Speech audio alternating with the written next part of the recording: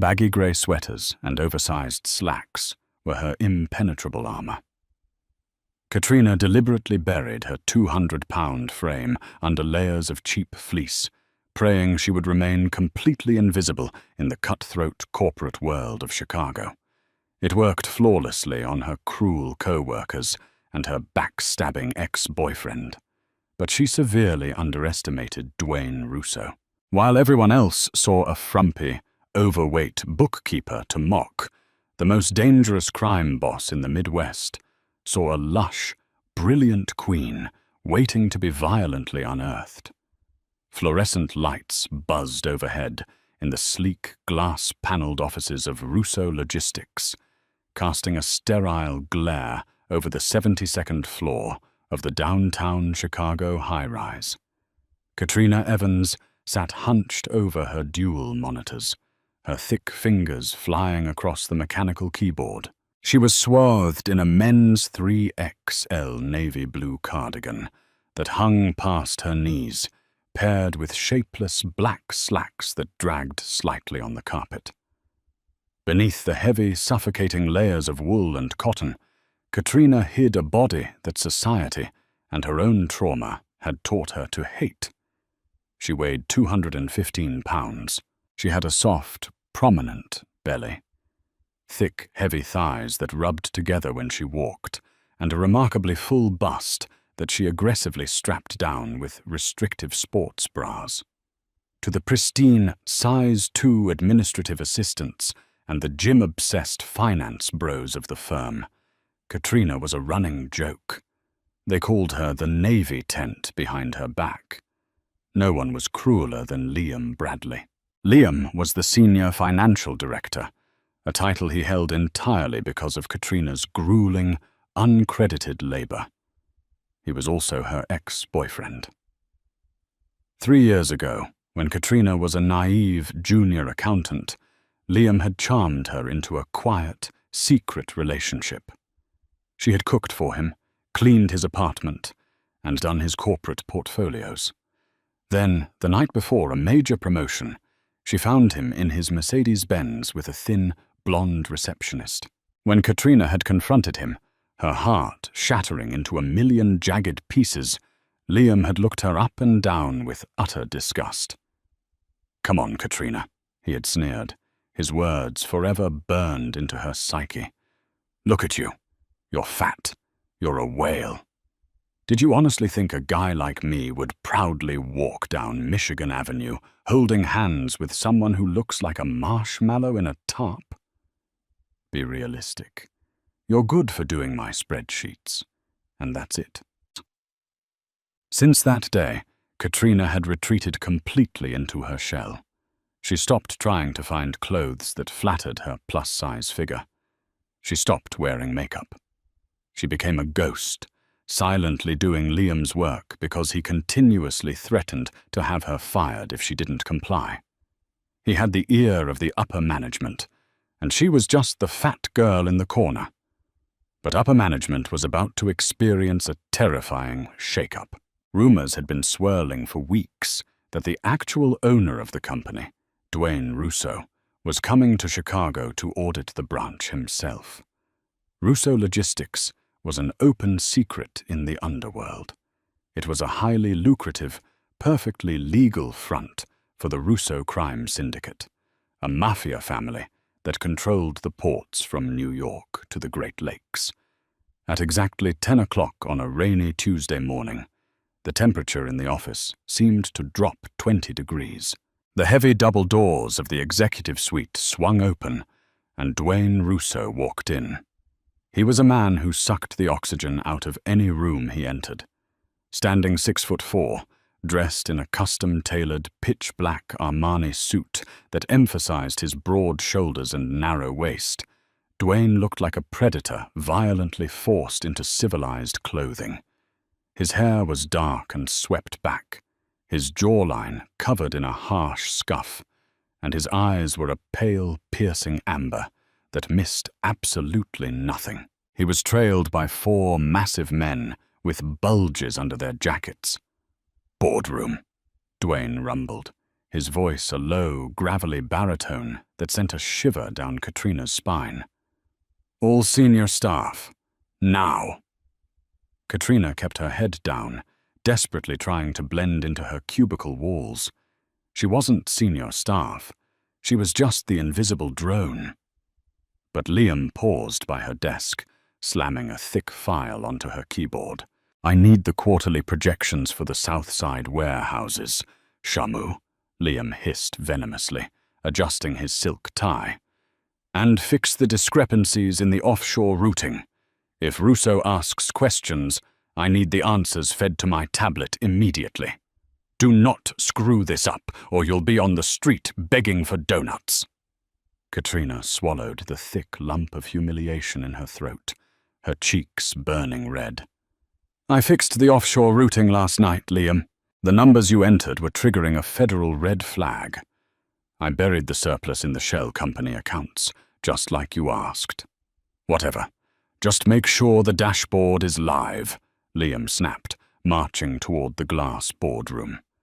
For the next 2 hours, Katrina sat at her desk, watching the boardroom through the glass walls. Dwayne Russo sat at the head of the long oak table, radiating a lethal, terrifying stillness. Liam was standing at the projector, confidently presenting Katrina's intricate financial models. He was taking credit for her genius, smiling his smarmy, practiced smile. Suddenly, Dwayne raised a single, heavily ringed hand. The room fell dead silent. Even through the thick glass, Katrina could see the sheer panic flash across Liam's face. Dwayne leaned forward, pointing a long, tattooed finger at the projection. He was asking a question. Liam stammered. He tapped his tablet wildly, waiting for Katrina to send him the lifeline. Katrina quickly typed the explanation of the tax loophole into their secure chat, but Liam was so flustered he misread it entirely. He blurted out an answer that made the other executives wince. Dwayne didn't yell. He didn't even blink. He simply turned his head, his pale amber eyes slowly scanning the open office floor outside the boardroom. He was looking for the real brain behind the operation. He knew a hollow suit like Liam couldn't have designed a money laundering algorithm that sophisticated. And then, through the glass, Dwayne's eyes locked directly onto Katrina. Katrina froze. Her breath hitched in her chest. She tugged frantically at the collar of her oversized sweater, trying to shrink further into her ergonomic chair. She was used to people looking right through her. But Dwayne wasn't looking through her. He was looking at her. His gaze dropped from her panicked face to the massive, shapeless bulk of her clothing, and a tiny, almost imperceptible smirk tugged at the corner of his ruthless mouth. He knew. By 9 p.m., the office was deserted. The storm outside had escalated, violent sheets of rain lashing against the floor-to-ceiling windows of the high-rise. The building's HVAC system had been shut off for the night, leaving the sprawling office floor stiflingly warm. Katrina was the only one left. Liam had ordered her to stay behind to recalibrate the entire third-quarter portfolio because Dwayne had demanded a full forensic review by the following morning. Katrina was exhausted. Her lower back ached, and sweat was beginning to bead on her forehead. The heavy fleece cardigan she wore was becoming an unbearable oven. Thinking she was entirely alone, Katrina finally gave in to the oppressive heat. She stood up, checked the dark, empty corridors, and slowly unbuttoned the massive navy cardigan, shrugging it off her shoulders and draping it over her chair. Underneath, she wore a simple, white button-down shirt.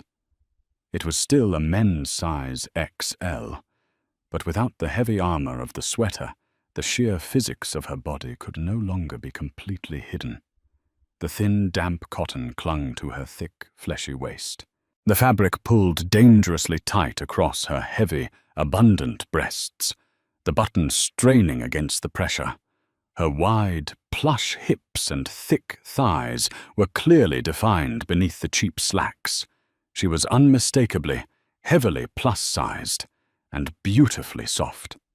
Katrina sighed, raising her plump arms to gather her frizzy brown hair into a messy bun, unintentionally arching her back and thrusting her heavy chest forward. "The algorithm you built for the Cayman accounts is flawless," a dark, velvet voice echoed from the shadows. "But the idiot presenting it doesn't know the difference between a hedge fund and a hawala." Katrina screamed, violently spinning around. She collided with the edge of her desk, her hands instinctively flying up to cover her chest. Dwayne Russo stepped out of the darkness of the hallway. He had discarded his suit jacket, wearing only a black dress shirt with the sleeves rolled up to his elbows, exposing forearms corded with dense muscle and intricate dark ink. He moved with the silent, terrifying grace of an apex predator, his eyes locked onto her with an intensity that made Katrina's knees weak. "Mr. Russo," Katrina gasped, her voice trembling. She frantically reached for her giant cardigan, desperate to cover her fat body. I'm sorry. I thought everyone had gone home. I'm just finishing up Mr. Bradley's reports." Dwayne stepped closer, his large hand snapping out to snatch the cardigan before she could grab it. He tossed the heavy fleece onto a nearby filing cabinet, out of her reach. "Leave it," he commanded softly, his voice leaving absolutely no room for debate. "It's 90 degrees in here, Piccola, little one. You're sweating." Katrina's heart hammered furiously against her ribs. She crossed her thick arms over her stomach, shrinking under his intense scrutiny. "Please," she whispered, tears of profound embarrassment pricking her eyes. I know how I look. You don't have to look at me. I'll just get my work done and leave." Dwayne stopped just inches away from her. The scent of him, rich cedar, expensive tobacco, and pure concentrated danger enveloped her senses. He didn't look at her with the disgust Liam always showed. He didn't look at her with pity. He looked at her like a starving man staring at an absolute feast. "And how do you look, Katrina?" Dwayne asked, his voice dropping an octave as his eyes slowly, deliberately dragged down the strained buttons of her white shirt, tracing the lush, heavy curves of her hips and the thick swell of her thighs. "Fat," she choked out, her gaze glued to the carpet. "I know I'm huge. My ex-boyfriend, Liam, he reminds me every day. That's why I hide. So please just let me put my sweater back on." A terrifying, murderous darkness flashed in Dwayne's amber eyes at the mention of Liam's name. His jaw clenched so hard, a muscle ticked visibly in his cheek. Slowly, Dwayne reached out. Katrina flinched, expecting a blow or a cruel shove, but instead, she felt the calloused, incredibly warm tips of his fingers gently tilt her chin upward. He forced her to look into his eyes. "Liam Bradley is a dead man walking," Dwayne said, his tone conversational but dripping with lethal intent. "He is a thief, a liar, and a fundamentally stupid man. But his greatest sin is his absolute blindness." Dwayne's hand moved from her chin, his large palm coming to rest flat against her soft, plush stomach. Katrina gasped at the intimate contact. No one had touched her there without recoiling in years. But Dwayne's hand was firm, reverent, hot against her skin through the thin cotton.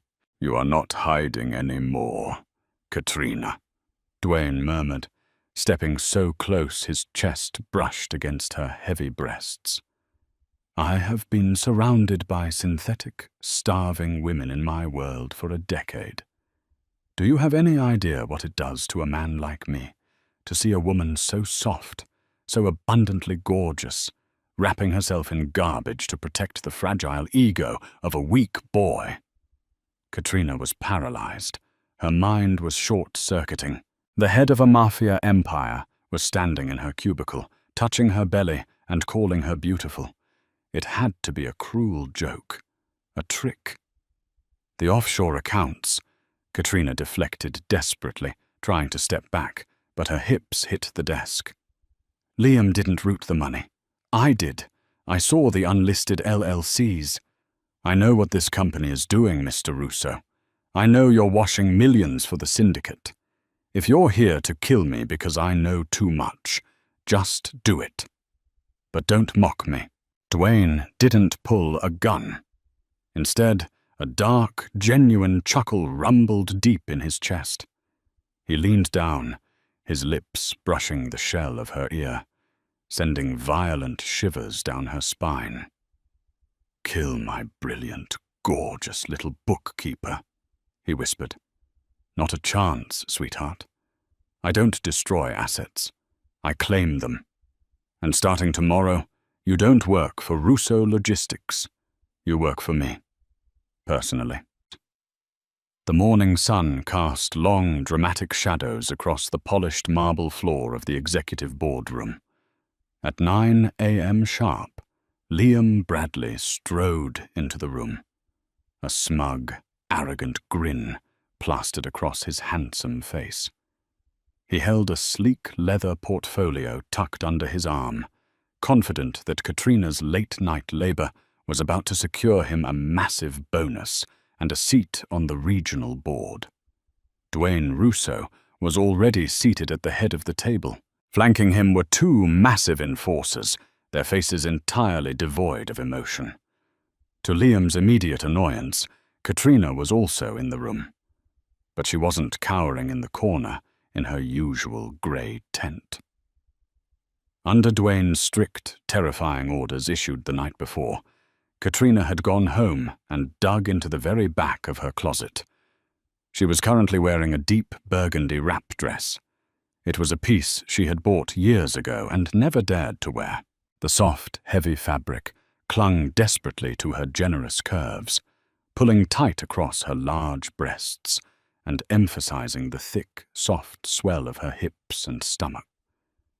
She was visibly trembling, clutching a manila folder to her chest, her face flushed red, with anxiety as the executives stared at her.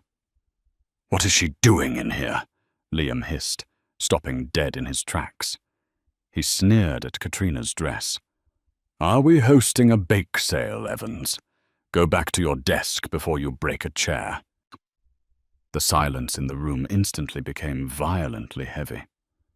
Dwayne didn't raise his voice. He didn't even stand up. He simply steepled his fingers on the oak table and stared at Liam with the cold, unblinking gaze of a great white shark. "Sit down, Bradley," Dwayne ordered softly. Liam gulped, his smug smile faltering. He quickly took a seat near the middle of the table, opening his portfolio. "Mr. Russo, I have the revised Q3 projections you requested. I stayed up all night, finalizing the offshore." "You didn't write a single line of that code," Dwayne interrupted, his voice cutting through the air like a straight razor. "You didn't balance those ledgers. You didn't construct the shell companies. You spent last night at a cocktail bar in River North with an intern, paying for $50 martinis using a stolen company credit card." Liam's face drained of all color. Sir, I don't know who told you that, but," Dwayne gestured to Katrina. "Ms. Evans, walk us through the Cayman routing." Katrina took a shaky breath. She looked at Liam's panicked face, the man who had verbally abused her, humiliated her, and shattered her self-esteem for years. Then she looked at Dwayne. The Mafia boss gave her a slow, encouraging nod, his eyes dropping briefly to her cleavage before returning to her face, a clear, possessive heat radiating from him. Empowered by the terrifying man backing her, Katrina stepped forward, She laid her folder on the table. The original ledger created by Mr. Bradley was fundamentally flawed. He attempted to siphon 4.2% of the unlisted cash flow into a private dummy account registered under his mother's maiden name. Embezzlement. He tried to hide it within the legitimate logistics overhead, but the math created a recursive error. I found it. I isolated the stolen funds, rerouted them back into the primary syndicate holdings, and locked the dummy account. The executives gasped. Liam leapt to his feet, his chair crashing to the floor behind him. "You fat bitch!" Liam screamed, lunging toward Katrina. "You set me up! You—" Liam never made it within 5 feet of her. With blinding speed, one of Dwayne's enforcers stepped forward, intercepting Liam. The massive man grabbed Liam by the throat and the belt, effortlessly lifting him off the floor and slamming him face first into the heavy oak boardroom table. The sickening crack of Liam's nose breaking echoed through the room. Blood instantly splattered across the polished wood. Katrina flinched, stepping back, but Dwayne was suddenly right behind her. His large, hot hand rested firmly on the small of her back, a physical anchor grounding her in the chaos. "Embezzlement from a corporate logistics firm gets you fired and arrested, Bradley," Dwayne said, walking slowly toward the bleeding, sobbing man pinned to the table. "But you didn't steal from a corporate firm. You stole from the Russo family. You tried to steal my money. And worse." Dwayne reached down, grabbing a fistful of Liam's expensive hair, yanking his bloody face up so he was forced to look at Katrina. "You disrespected the woman who just saved my empire from a federal audit. Please, please, Mr. Russo, I'll pay it back." Liam sobbed hysterically, blood pouring from his nose, his former arrogance completely pulverized. "I didn't know. I swear to God, I didn't know." Karma had finally arrived, and it was wearing an impeccably tailored Italian suit. "Take him to the warehouse by the docks," Dwayne ordered his men, his voice utterly devoid of mercy. "Let the boys in the basement explain our severance package to him, slowly." Liam screamed and thrashed as he was dragged out of the boardroom by his collar, his expensive shoes scraping against the marble, leaving a trail of blood and shattered pride in his wake. The heavy wooden doors clicked shut, plunging the room back into a terrifying silence. The remaining executives sat completely frozen, terrified to even breathe.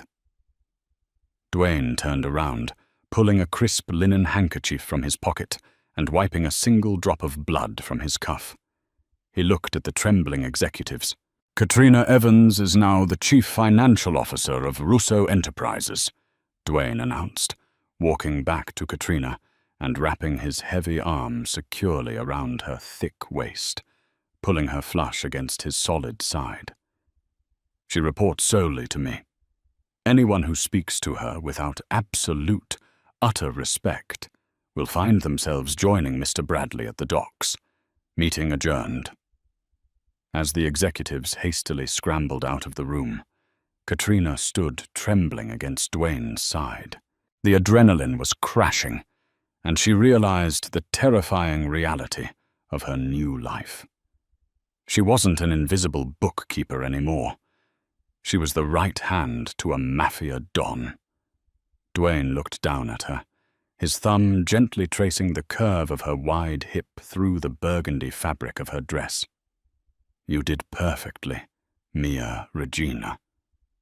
My queen," he murmured, his eyes dark with unbridled lust and lethal affection. "Now, we are leaving. I'm taking you to Michigan Avenue. We are buying out half the boutiques in the city. You will never hide this spectacular body in a cheap sweater again." Sunlight poured through the massive skylights of the exclusive Michigan Avenue boutique, reflecting off polished brass fixtures and pristine white marble floors.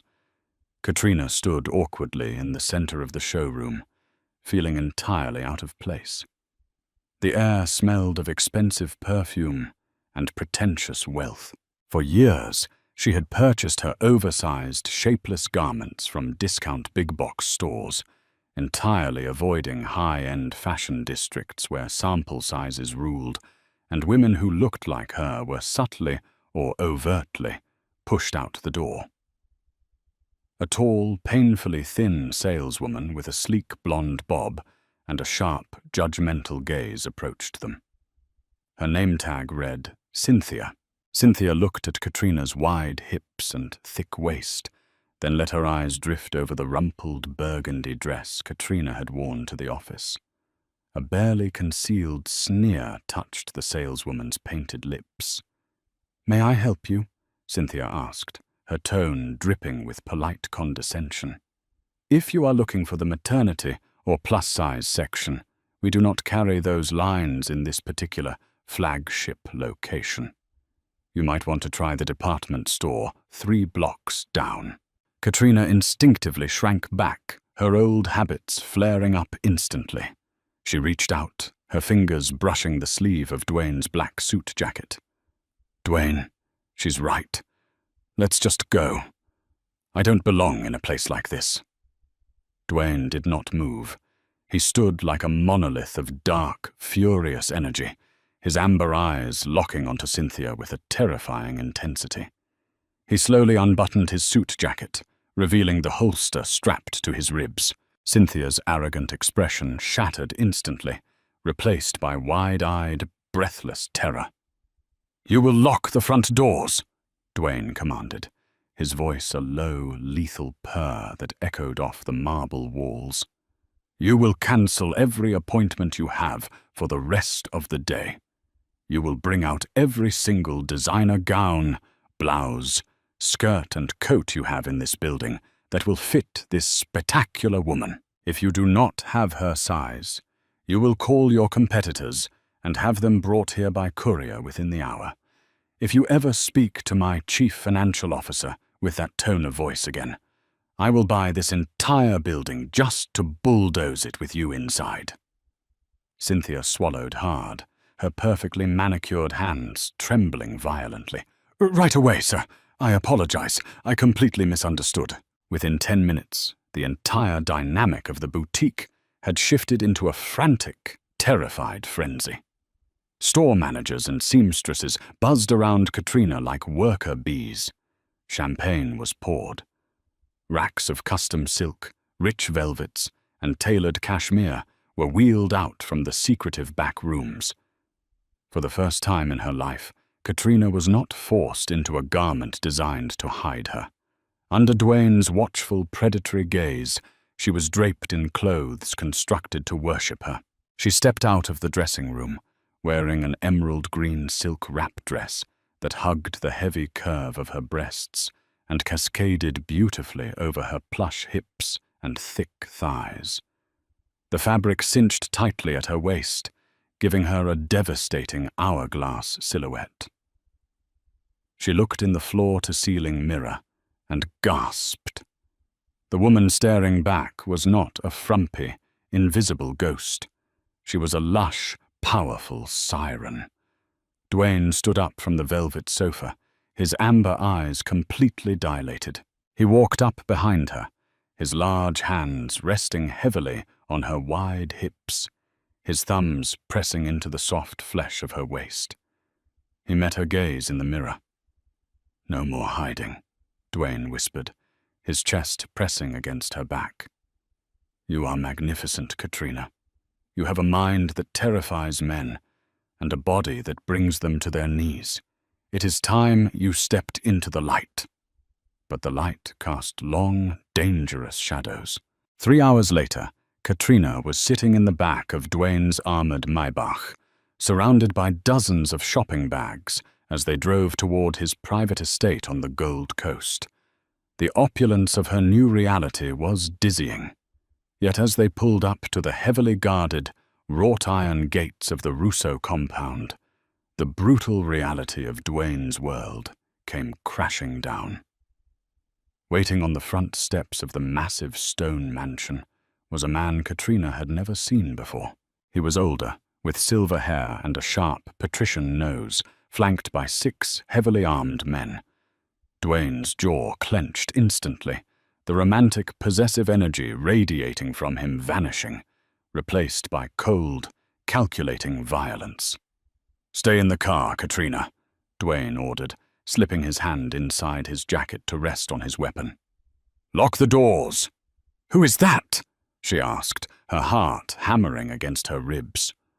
"Arthur Moretti," Dwayne sneered, his eyes narrowed.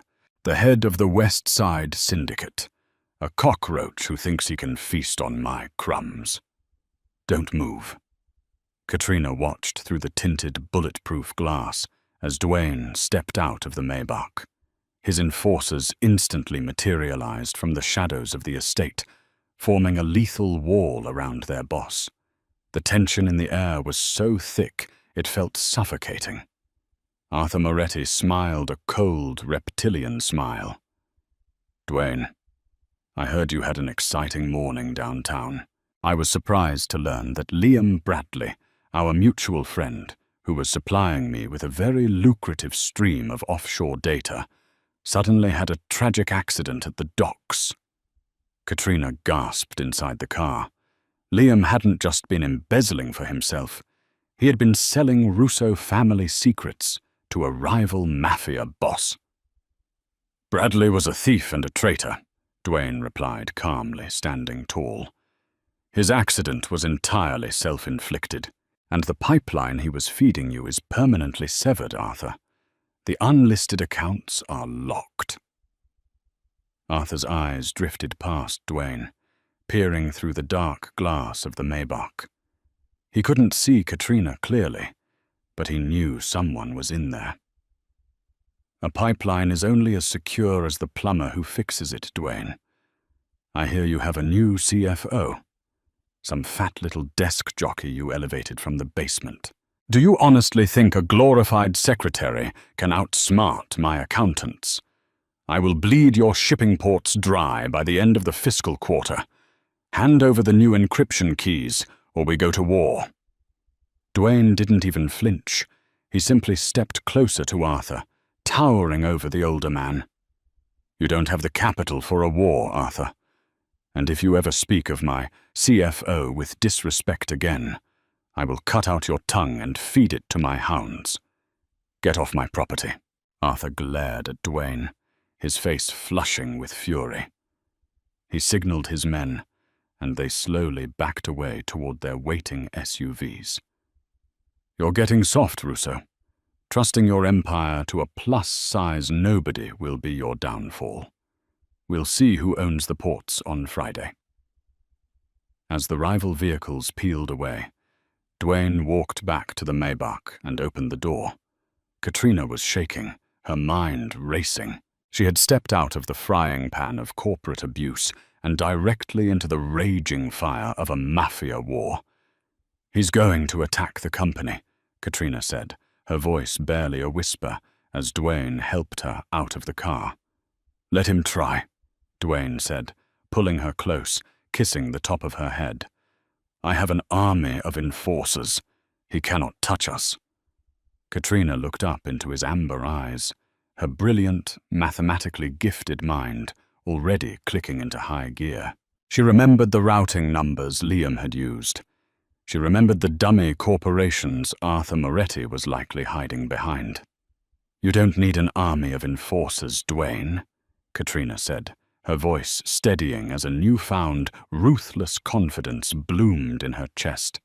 She smoothed down the rich fabric of her emerald dress, embracing her space and her power. "You just need your CFO. Give me access to the Syndicate's master servers. I am going to completely bankrupt Arthur Moretti by Thursday." The underground ballroom of the Continental Hotel was a cavern of velvet, cigar smoke, and dangerous secrets. It was Thursday night, the traditional evening for the Commission's monthly summit, a neutral gathering where the major syndicates of the Midwest met to negotiate, threaten, and display their power. Katrina stood beside Dwayne at the head of a massive mahogany table. She was no longer trembling. Draped in a stunning, custom-tailored black velvet gown with a plunging neckline that proudly displayed her magnificent cleavage, she looked every inch a Mafia queen. Her frizzy hair had been expertly styled into cascading voluminous curls, and a bold blood-red lipstick painted her full lips. She stood tall, refusing to shrink her 200-pound frame. She let her lush, heavy curves demand the space they deserved in the room full of lethal men. Dwayne kept a possessive, heavy hand resting on the bare skin of her lower back, a silent, terrifying warning to every man in the room who dared to stare at her for a second too long. Across the table sat Arthur Moretti. He looked smug, flanked by his highest-ranking capos and his lead forensic accountant, a sleazy, rail-thin man who was furiously typing on a laptop. Arthur believed he was walking into a victory lap. He thought he had the Russo family cornered. "I'm glad you brought your little pet, Dwayne," Arthur sneered, leaning back in his leather chair and lighting a thick Cuban cigar. He looked Katrina up and down with blatant disgust. "Though I'm surprised you could find a dress big enough to cover her. Did you borrow a parachute from your logistics division?" A few of Arthur's men chuckled. The sound was immediately cut off as Dwayne's hand left Katrina's back, sliding toward the gun at his waist. The room plunged into a suffocating, deadly silence. But Katrina gently placed her soft, manicured hand over Dwayne's rigid forearm, stopping him. She didn't need physical violence to destroy a man. She was a weapon of mass financial destruction. "Mr. Moretti," Katrina spoke, her voice clear, melodious, and carrying absolute authority. "I would worry less about my dress size and significantly more about your plummeting net worth, though I suppose an empty wallet is much lighter to carry." Arthur scoffed, blowing a cloud of smoke toward the ceiling. "A cute script, sweetheart. But my accountants have already bypassed Liam Bradley's old firewalls. We have a freeze on your primary shipping manifests. By midnight, your European cargo routes will default to my holding companies." Katrina smiled, a cold, terrifying smile that perfectly mirrored Dwayne's. She reached down, picked up a sleek black tablet from the table, and slid it gracefully across the mahogany surface until it bumped into Arthur's cigar ashtray. "You should really check your work, Arthur," Katrina said, her tone dripping with the exact condescension she had suffered from people like him for years. "When Liam set up the embezzlement pipeline, he used a decentralized crypto tumbler to hide the trail. It was clever, but fundamentally unstable. When you tried to access it using your brute force algorithms on Tuesday, you tripped a recursive trap I engineered into the ledger." Arthur's accountant suddenly went pale. His fingers stopped typing. He stared wildly at his laptop screen. "What is she talking about?" Arthur barked, looking at his accountant. Sir," the accountant stammered, sweat pouring down his thin face. The offshore accounts. They're empty. Our primary accounts. The Cayman holdings, the real estate trusts, the union pension funds we skimmed. They're zeroed out." Arthur lunged forward, grabbing Katrina's tablet. The screen displayed a live feed of his criminal empire's financial lifeblood. Every single account was drained. "You didn't just freeze my shipping lines, Arthur," Katrina explained softly, resting her plush hands on the table and leaning forward, letting the sheer presence of her intellect crush the room. "You accidentally opened a back door directly into your own private servers. I didn't just lock you out of Russo Logistics. I systematically siphoned every single dollar of your illegal revenue, over $400 million. It has all been routed, washed, and permanently buried in untraceable philanthropic trusts under fake names. You are completely bankrupt." "You lying fat cow," Arthur roared, throwing the tablet against the wall where it shattered into a dozen pieces. He reached for his weapon, completely losing his mind. Before Arthur's hand even touched his holster, Duane moved. He didn't draw his gun. He vaulted over the corner of the heavy table with the speed of a striking viper. He grabbed Arthur by the lapels of his suit and slammed him backward into the stone wall of the ballroom. The impact knocked the wind out of the rival boss in a violent rush. Duane pinned Arthur to the wall by his throat, his amber eyes burning with unholy fury. Arthur's men reached for their weapons, but the entire room was suddenly filled with the sound of 20 guns cocking. Duane's enforcers had every single one of Moretti's men dead to rights. "You lost the war before you even fired a shot, Arthur," Duane growled, his face inches from the bankrupt man's sweating forehead. "My CFO just stripped you of your power, your money, and your dignity. You are nothing now. If I see your face in Chicago again, I will let her strip you of your life. Get out." Duane threw Arthur to the ground. The formerly powerful Mafia boss scrambled to his feet, coughing and humiliated, staring at Katrina with sheer, unadulterated terror.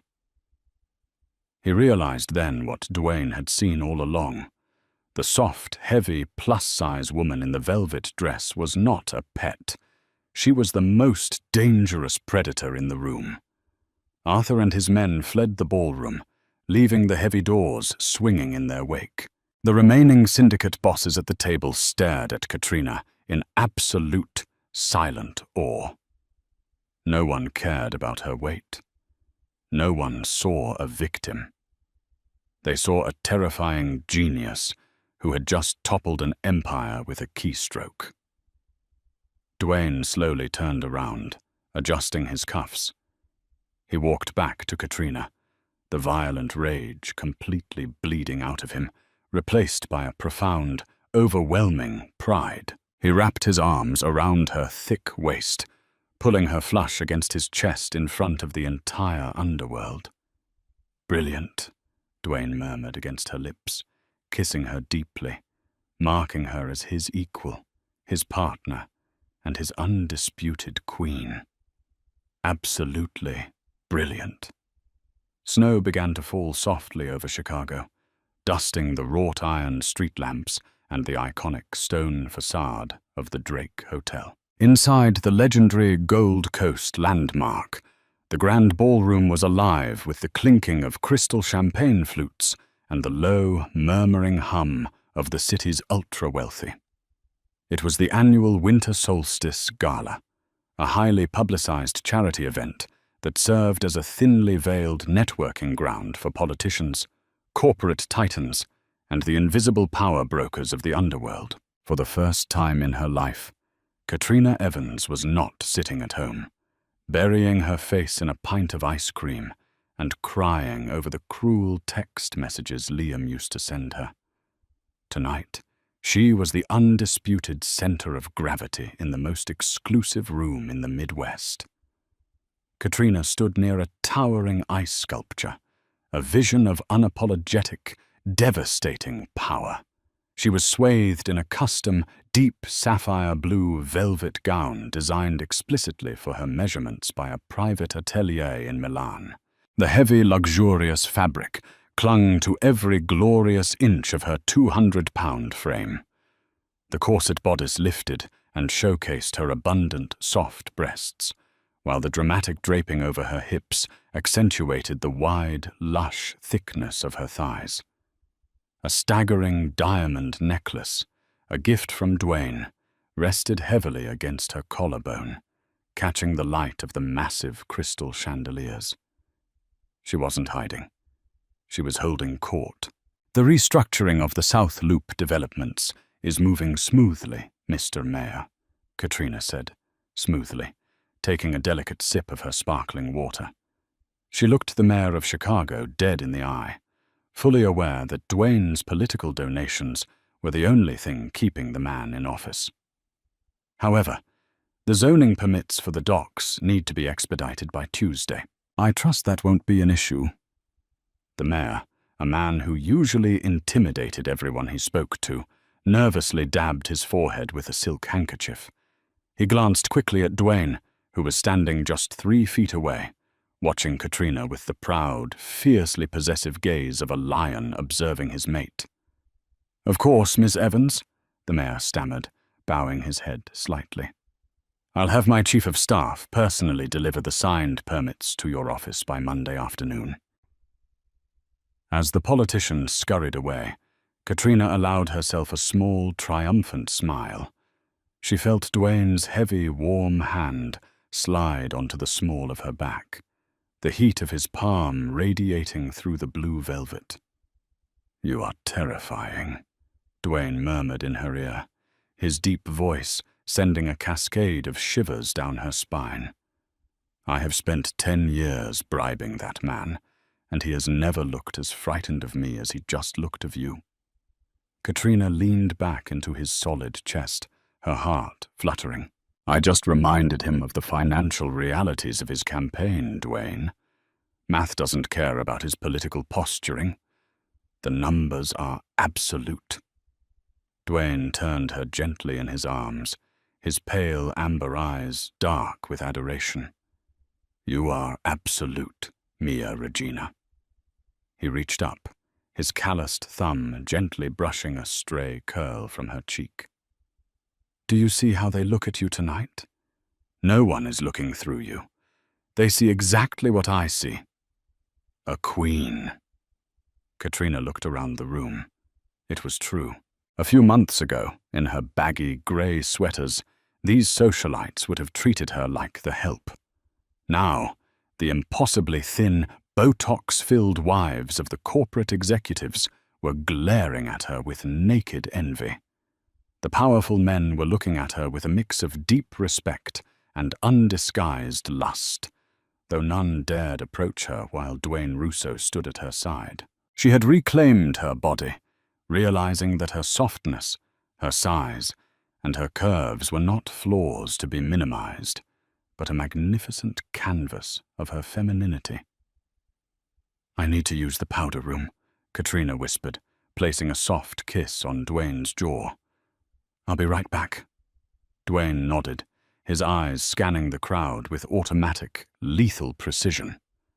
2 minutes, then I'm taking you home to peel that dress off you."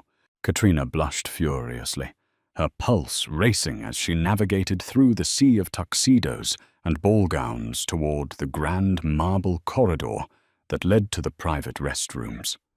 The hallway was quiet, dimly lit by antique sconces, a stark contrast to the loud, buzzing energy of the ballroom. As she approached the heavy oak doors of the ladies' room, a shadow detached itself from a nearby alcove. Katrina gasped, instinctively stepping back. Stepping into the dim light was Liam Bradley, but he was completely unrecognizable from the smug, impeccably groomed finance bro who had tormented her. His expensive suit was torn and stained. His nose was heavily bandaged, crooked and swollen from where Dwayne's enforcer had shattered it. One of his eyes was swollen completely shut, blooming with ugly yellow and purple bruises. He looked erratic, starving, and deeply unhinged. "Liam?" Katrina breathed, her stomach dropping. "Surprised to see me, Shamu?" Liam hissed, his voice raspy and broken. He reached into his oversized coat and pulled out a heavy, dark pistol, aiming it directly at her chest with a trembling hand. Katrina froze, the air leaving her lungs, but surprisingly, she didn't feel the paralyzing, suffocating terror she used to feel when Liam berated her. Looking at him now, a pathetic, broken man hiding in the shadows of a bathroom hallway, the illusion of his power over her completely shattered. "What are you doing here, Liam?" Katrina asked, her voice remarkably steady. "Dwayne exiled you. You were supposed to leave Chicago." "Leave?" Liam spat, taking a step closer, waving the gun frantically. "With what money? You drained Moretti's accounts. Moretti put a hit out on me because he thinks I gave you the access codes. The cops are looking for me because of the embezzlement. I have nothing. My life is ruined because of you, you fat, miserable bitch." Katrina stood tall. She didn't cross her arms over her stomach. She didn't try to shrink. She let the heavy sapphire velvet drape proudly over her lush figure. She looked at the gun, then back up to his desperate, bruised face. "Your life is ruined because of your own greed, Liam," Katrina said coldly. "You thought you could abuse me, steal from the most dangerous syndicate in the city, and sell secrets to a rival, all without facing the consequences. You thought my silence was weakness. It wasn't. It was survival. And I don't need to survive you anymore." "Shut up," Liam cried, tears of frustration spilling from his good eye. "I'm going to kill you. I'll shoot you, and then You'll do nothing." A voice colder than the Chicago winter echoed from the end of the hallway. Liam spun around, letting out a pathetic squeak of terror. Dwayne Russo stood at the entrance of the corridor. He didn't have his gun drawn. He didn't need to. The sheer, overwhelming aura of lethal violence radiating from him was enough to suck all the oxygen out of the hallway. Behind him stood 4 of his most heavily armed enforcers, their suppressed weapons already leveled at Liam's head. "Drop it, Bradley," Dwayne ordered, his voice barely above a whisper, yet carrying the weight of a death sentence. "If that weapon discharges, even by accident, my men will not kill you. They will take you to the basement of the meat-packing plant, and they will keep you alive for a very, very long time." Liam sobbed, his hand shaking so violently the gun rattled. He looked at Katrina, then at Dwayne. The absolute crushing reality of his situation finally dawned on him. He was a rat trapped in a titanium cage. With a pathetic whimper, Liam dropped the gun. It clattered loudly against the marble floor. He fell to his knees, covering his face with his dirty hands, weeping like a child. Dwayne didn't even look at the pathetic man on the floor. He strode forward, his eyes locked entirely on Katrina. He closed the distance between them, wrapping his arms fiercely around her thick waist and pulling her against him, burying his face in the crook of her neck. "Are you hurt?" Dwayne demanded, his voice thick with an emotion that sounded terrifyingly close to fear, a fear the Mafia boss had never felt before in his entire life. "I'm perfectly fine," Katrina whispered, wrapping her soft, plump arms around his broad shoulders, holding him just as tightly. "He didn't touch me. He's just a coward." Dwayne pulled back slightly, looking deep into her eyes. Finding no lie there, the fear in his gaze instantly morphed back into cold, calculated vengeance. He turned his head slightly to look at his enforcers. "Don't kill him," Katrina said suddenly, her voice echoing clearly in the hallway. Liam looked up, a pathetic spark of hope in his swollen eye. Dwayne frowned, looking down at her. "Katrina, he pulled a weapon on you. He dies tonight.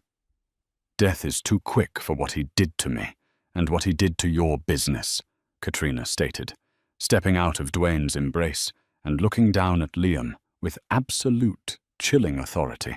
She was a master of numbers, and she understood the mathematics of true karma. If he disappears, he becomes a ghost, a mystery. I don't want him to be a mystery. I want him to be an example. She looked up at Dwayne. "I've already compiled the digital footprint of his embezzlement, the wire fraud, and his communication with Arthur Moretti. It violates the RICO Act on 7 different federal levels. I sent the encrypted file to the FBI field office on Roosevelt Road, an hour before we arrived at this gala. Dwayne's eyes widened slightly, a profound, awe-struck grin spreading across his face. The feds are probably raiding his apartment right now, Katrina continued calmly. Hand him over to the corrupt officers at the 18th District. Tell them to process him through the official channels.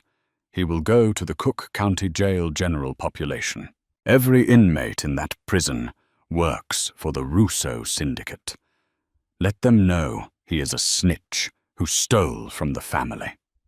Liam screamed, scrambling backward on the marble floor. No, no, please, just shoot me. Please, God, Russo, just put a bullet in me. Don't send me there.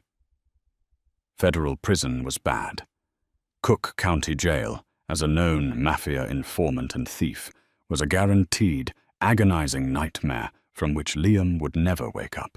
It was the ultimate, horrifying karma for a man who cared only about his pristine image and his arrogant pride. Dwayne began to laugh, a dark, rich, booming sound that echoed off the marble walls. He looked at Katrina as if she had personally hung the moon and the stars in the sky. Take him to the 18th District, Dwayne ordered his men, his eyes never leaving Katrina. Make sure the warden knows exactly who he is. The enforcers grabbed the screaming, violently thrashing Liam by his arms, dragging him down the back service corridor. His desperate cries faded into the distance, leaving the hallway perfectly, peacefully quiet. 6 months later, the suffocating heat of the Chicago summer beat down on the private, sprawling terrace of the Russo estate. The air smelled of blooming jasmine and the faint, salty breeze coming off Lake Michigan. Katrina sat on a plush, white linen lounger under the shade of a massive pergola. She was dressed in a simple, incredibly sheer white silk robe that hung loosely off her heavy, spectacular curves. Beneath it, she wore nothing but the golden sunlight that filtered through the wooden slats above. Her thick thighs were curled beneath her, and she was lazily typing on a silver laptop resting on her plush stomach. The Russo Syndicate had never been more powerful. With Arthur Moretti utterly bankrupted and driven out of the state, and Liam Bradley serving a 30-year federal sentence while living in daily, agonizing terror inside maximum security, Katrina had completely restructured the family's financial infrastructure. She had dissolved the vulnerable offshore accounts, funneling the billions of dollars of syndicate money into impenetrable, entirely legitimate real estate developments across the Midwest. The FBI had spent months trying to trace the money Katrina had moved, but her algorithms were ghosts. She had effectively made Dwayne Russo untouchable. She wasn't just his CFO anymore. She was the architect of his entire empire.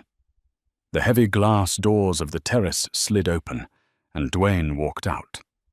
He had just returned from a meeting with the commission. He had discarded his suit jacket, wearing only a black dress shirt unbuttoned at the collar. The sleeves rolled up to reveal his heavily tattooed forearms. He stopped, leaning against the doorframe, his amber eyes completely fixated on Katrina.